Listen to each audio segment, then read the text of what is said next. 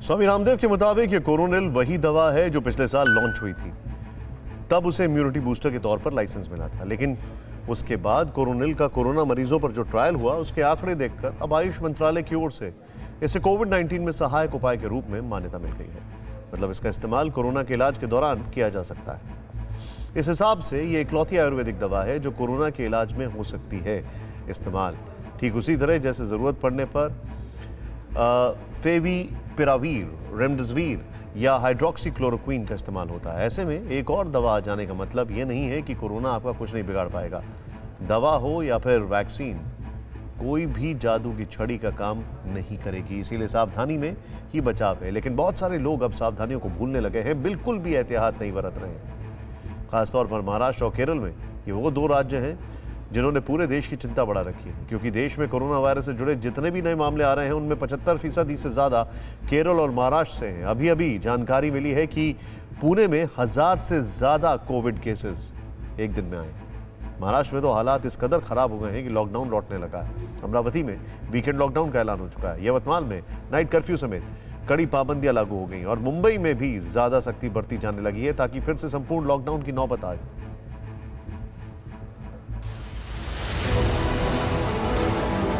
Lockdown की ये तस्वीरें शायद ही कोई भूला होगा। सड़कों पर सन्नाटा था, लोग घरों में कैद थे, हर दर पर, हर दरवाजे पर ताला था। लॉकडाउन की ये तस्वीरें हम हर उस शख्स को दिखा रहे हैं जो कोरोना को हल्के में लेने लगा है, ये मानने लगा है कि कोरोना खत्म होने लगा है। तो फिर मास्क, सैनिटाइजर और सोशल डिस्टेंसिंग की क्या ज़रूरत? इसलिए उन्हें लॉकडाउन के दिनों की याद दिलाना ज़रूरी है, क्योंकि ऐसे लापरवाह लोगों की वजह से देश में लॉकडाउन फिर से लौटने लगा है। अमरावती में वीकेंड लॉकडाउन की घोषणा कर दी गई है। शनिवार रात 8 बजे से सोमवार सुबह 7 बजे तक लॉकडाउन रहेगा। तो यवतमाल में नाइट कर्फ्यू के साथ फिर से सख्त प्रतिबंधों की शुरुआत हो गई है। महाराष्ट्र में बिगड़ते हालात से पूरे देश के माथे पर चिंता की लकीरें क्यों उभर आई हैं, जरा वो समझिए। गुरुवार को जब पूरे देश में कोरोना संक्रमण के 13,239 नए मामले मिले तो उनमें से 5,427 केस सिर्फ महाराष्ट्र में ही मिले। मतलब देश भर में जितने नए केस आए उसमें करीब 41% अकेले महाराष्ट्र के हैं। महाराष्ट्र में बढ़ते कोरोना के संक्रमण से कभी कोरोना का एपिसेंटर रही मायानगरी मुंबई भी अछूती नहीं है। महाराष्ट्र के बाकी हिस्सों की तरह मुंबई में भी कोरोना फिर से पैर पसारने लगा है। बीते 7 दिनों में अकेले मुंबई में ही 4,184 नए केस सामने आ चुके हैं। मुंबई में एक बार फिर से कोरोना के मामले बढ़ते जा रहे हैं और यही कारण है कि बीएमसी एक बार फिर से सख्ती बरतनी शुरू कर दी है। ये सख्ती इसीलिए क्योंकि संक्रमण बढ़ने की बड़ी वजह है लापरवाही, मास्क न लगाना, एहतियात नहीं बरतना, जिसके कारण हालात तेजी से बिगड़ते जा रहे हैं। इसलिए लोकल में सफर करने वाले यात्रियों पर नजर रखने के लिए 300 क्लीन अप मार्शल तैयार किए गए। इसके अलावा मास्क नहीं पहनने वालों को पकड़ने के लिए पूरे मुंबई में क्लीन अप मार्शल्स की संख्या 2,400 से बढ़ाकर 4,800 यानी दोगुनी कर दी गई। मुंबई पुलिस को भी मास्क नहीं पहनने वालों के खिलाफ कार्रवाई का अधिकार दे दिया गया है। लेकिन मास्क न पहनने वालों में कोई फाइन देता है तो कोई बहाने बनाता है तो कोई बहस करने लगता है। इसलिए अब मार्शल पहले तस्वीर खींचते हैं तब फाइन लगाते हैं। आप मास्क पहनकर यहाँ नहीं आए? ये मास्क ही है। तो फिर चालान क्यों कटाया? सॉरी। आपकी तस्वीर दिखाई है इन्होंने सर, जिम्मेदार नागरिक है, आपकी तस्वीर दिखाई दे रहे सर। इनकी फोटो खींची थी आपने? हाँ। मास्क नहीं पहना था? हाँ, मास्क नहीं पहना था। इस बात को कबूला था कि मास्क नहीं पहना है? नहीं कबूला था। कितने रुपए का चालान कटाया? 200 रुपीज़ का। तो ऐसे सुबह से और लोग मिल रहे हैं आपको? हाँ, बहुत सारे लोग हैं कि मास्क पहनते ही नहीं है। देखिए यहाँ पर एक और महिला को पकड़ा गया है, मास्क नहीं पहनी है, क्लियर तौर पर यहाँ पर दिखाई दे रही है। मास्क क्यों नहीं पहना? मास्क पहनना चाहिए ना। मास्क गिर गया। मास्क गिर गया आपका। देखिए तो इनका भी चालान यहाँ पर कट रहा है लगातार। सीएसटी स्टेशन पर इसी तरह से हम कहें तो क्लीन अप मार्शल्स जो हैं वो तैनात है, चालान काटा जा रहा है। सिर्फ चालान नहीं काटा जा रहा है, देखिए उनको एक मास्क भी दिया गया है। मास्क क्लीन अप मार्शल्स की ओर से दिया गया है, मास्क पहनकर वो यहाँ से जा रही हैं। तो कुल मिलाकर अब मुंबई में सख्ती और बढ़ती जा रही है और मुंबईकरों को भी जागरूक रहने की ज़रूरत है, क्योंकि ये सभी लोग मिलकर कोरोना से लड़ने के लिए काम कर रहे हैं और हमें भी अपना सहयोग कहीं ना कहीं इसमें देना है। तो आप भी जागरूक रहिए, जहाँ भी जाते हैं मास्क ज़रूर लगाइए। कोरोना की चेन को तोड़ने के लिए बीएमसी कई और कदम भी उठा रही है।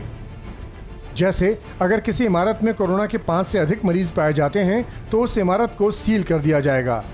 होम क्वारंटीन किए गए लोगों के हाथ पर मोहर लगाई जाएगी। शादी या किसी अन्य समारोह के लिए 50 लोगों की उपस्थिति की सीमा तय की गई है। टीसी जो है वो भी जगह जगह पर चेकिंग कर रहे हैं, क्योंकि देखिए अब मुंबई में इस बात की हम कह सकते हैं अधिकार जो है वो दे दिया गया है कि अगर क्लीन अप मार्शल कहीं पर नहीं है तो मुंबई पुलिस भी कठोर कार्रवाई लोगों पर कर सकती है। मुंबई समेत महाराष्ट्र में कोरोना के तेजी से बढ़ते मामलों में एक और चौंकाने वाली बात सामने आ रही है, और वो ये कि स्लम एरिया की जगह कोरोना के नए केस हाउसिंग सोसाइटीज और अपार्टमेंट से ज्यादा आ रहे हैं। मंत्री भी कोरोना की चपेट में आ चुके हैं। स्वास्थ्य मंत्री राजेश टोपे और जल संसाधन मंत्री जयंत पाटिल कोरोना संक्रमित हो गए हैं। खाद्य और औषधि प्रशासन मंत्री राजेंद्र शिंगड़े भी कोरोना पॉजिटिव पाए गए हैं। राज्य मंत्री बच्चू कडू को दोबारा कोरोना हो गया है। खबर है कि महाराष्ट्र में स्कूल कॉलेज भी शायद खुलने वाले हैं या इम्तिहान होने वाले हैं, उस पर भी थोड़ा ध्यान देना होगा किस तरीके से वो कराए जाएं।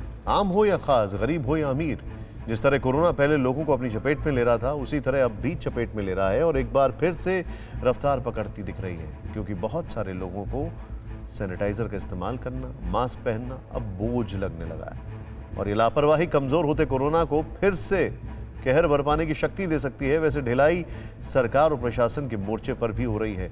कई जगहों पर टेस्टिंग कम हो गई है, इसी वजह से संक्रमण के मामले तेजी से बढ़ रहे हैं।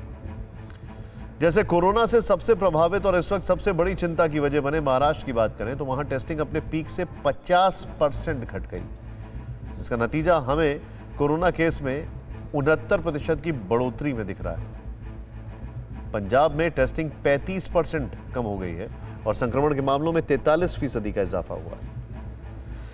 जम्मू कश्मीर में टेस्टिंग की रफ्तार 19% कम आने से कोरोना के केस में 32% की वृद्धि हुई है। देश में जिस तरह कोरोना कमजोर हुआ है उसमें बहुत अहम रोल कोविड टेस्टिंग और ट्रेसिंग का रहा है, जिसकी बदौलत वक्त पर संक्रमितों की पहचान करके कोरोना की चेन तोड़ने में कामयाबी मिली। लेकिन इस नाजुक मोड़ पर अगर टेस्टिंग को कम किया गया तो संक्रमण के मामले बढ़ने लगेंगे। इसलिए कोरोना से अगर जंग जीतनी है तो सरकार को टेस्टिंग और ट्रेसिंग से लेकर ट्रीटमेंट तक किसी भी मोर्चे पर कोई ढिलाई नहीं बरतनी चाहिए और आम लोगों को भी लापरवाह नहीं होना चाहिए। SMS फॉर्मूले यानी सैनिटाइजर, मास्क, सोशल डिस्टेंसिंग का पालन करते रहना होगा। न्यूज़ टॉप 9 रोज सुबह 7 बजे और शाम 7 बजे सिर्फ TV9 भारतवर्ष पर।